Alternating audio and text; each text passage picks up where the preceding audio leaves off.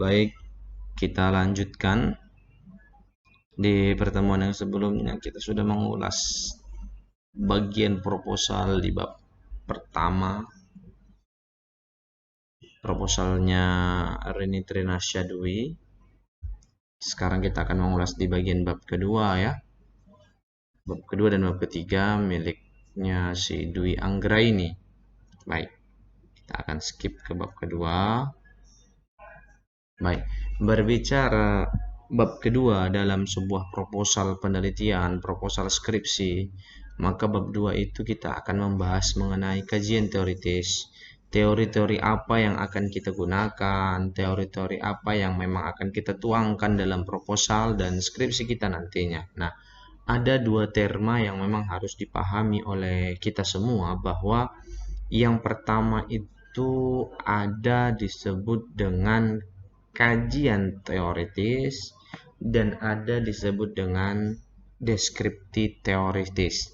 Nah, jadi kalau kajian teoritis itu adalah teori apa yang kita gunakan. Misal, dengan judul punya si Dwi ini peran guru dan orang tua, kita mau pakai teorinya siapa dalam membahas dan mengkaji lebih dalam terkait masalah dalam penelitian ini. Kita fokuskan. Misal, kita menggunakan teorinya Baumran atau kita menggunakan teorinya Piaget atau kita menggunakan teorinya siapa lagi yang lain, terserah. Nah, ini sebagai kerangka acuan dalam penelitian kita. Nah, kalau deskripsi teori itu ya kita mendeskripsikan teori, misalkan pengertian peran guru, pengertian orang tua dan lain sebagainya. Nah, ini di sini ada akhlak dalam Islam, seperti itu ya. Jadi ada memang letak perbedaan. Nah, kita sebagai peneliti, sebagai penulis juga, kita harus memang benar-benar membedakan kedua hal tersebut.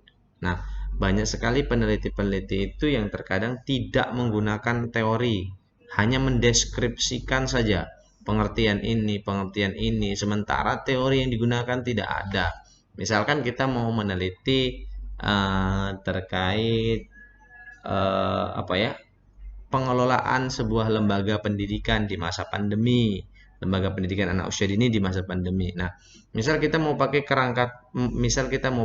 kajian teoritisnya itu teorinya Talcott Parsons misal. Nah, dengan teori yang digagasnya ada disebut dengan adaptasi, goal attainment, kemudian integration dan latensi. Nah, kita melihat permasalahan di lapangan itu berdasarkan 4 acuan yang digagas oleh Parsons tersebut. Misal, pertama kita melihat dari adaptasi. Adaptasi yang dilakukan lembaga pendidikan di masa pandemi itu seperti apa? Kemudian pencapaian tujuan. Tujuan awal sebelum pandemi itu apa? Kemudian tujuan setelah ada pandemi ini seperti apa? Apakah ada perubahan? Kemudian mengintegrasikan satu keilmuan dengan keilmuan yang lain. Dan bagaimana upaya pemeliharaannya, latensi? Apakah ada upaya pemeliharaan sehingga pengelolaan lembaga pendidikan anak usia dini ini mau di masa pandemi atau di luar pandemi tetap akan eksis dan akan tetap menarik perhatian untuk masyarakat pada umumnya. Baik, itu kalau kita berbicara tentang kajian teoritis dalam sebuah penelitian. Sekarang kita fokus di bab 3-nya. Kita lihat di bab 3-nya itu ada metodologi penelitian ya. Oke.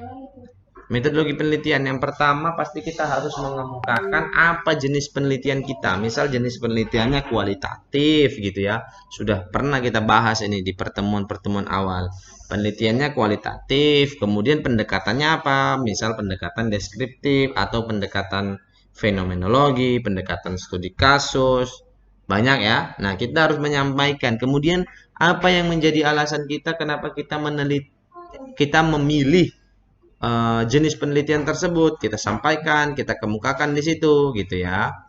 Kemudian lokasi penelitiannya itu jangan sampai lupa. Kita nelitinya lokasinya itu di mana, kemudian waktu penelitiannya itu berapa lama. Jangan penelitiannya kualitatif tapi waktu penelitiannya hanya seminggu. Nah, ini tidak masuk akal. Ya, nggak masuk akal. Data pasti tidak akan valid. Kita kalau mengamati sesuatu itu hanya dalam 1-2 kali pertemuan pasti tidak akan efektif hasilnya. Kita tidak tahu benar-benar dan tidak totalitas seperti itu ya. Jadi di bab 3 itu harus disampaikan waktu penelitiannya seberapa. Ya minimal-minimalnya untuk kualitatif itu 1 bulan. Kalau sebagai peneliti pemula dalam bentuk skripsi ya. Oke, nah ini sebenarnya masih banyak yang kurang punya si Dwi. Nanti mohon ditambahkan, silahkan. Ada lagi namanya sumber data. Sumber data yang kita peroleh itu dari mana? Ada sumber data utama dan ada sumber data pendukungnya. Kita menerima data-data itu dari mana? Apakah langsung dari guru atau kita melihat dari arsip-arsip yang ada di lembaga tersebut dan lain sebagainya. Baru ada namanya prosedur pengumpulan data, teknik mengumpulkan datanya. Nah, kita ini mau mendapatkan data ini, kita pakai teknik apa? Apa prosedurnya? Misalkan pakai observasi. Observasi itu banyak, ada observasi partisipan, kemudian ada wawancara misalkan. Wawancara ada yang terstruktur, ada yang tidak terstruktur. Kemudian ada juga dokumentasi atau triangulasi. Nah, boleh silakan dan itu memang harus disampaikan. Tapi ingat, di bab 3 ini kita bukan lagi mendefinisikan misalkan wawancara adalah bla bla bla bla. Tidak. Tapi wawancara yang kita lakukan itu wawancaranya dengan siapa? Dengan siapa? Kemudian kita fokuskannya wawancara itu untuk mendapatkan data apa. Nah, itu yang paling penting disampaikan dalam prosedur pengumpulan data. Seperti itu ya. Tidak lagi kita mendefinisikan observasi menurut si Polan adalah bla bla bla bla. Menurut si Polan ternyata berbeda bla bla bla bla. Itu tidak perlu lagi. Oke, baru yang terakhir ada analisis. Nah, dari data-data yang kita miliki, data-data yang sudah kita dapatkan itu dianalisis. Tidaklah kita telan mentah-mentah. Seperti itu ya. Nah, dari menganalisis itu nanti kita bisa menarik sebuah kesimpulan. Ternyata, nah seperti itu. Oke.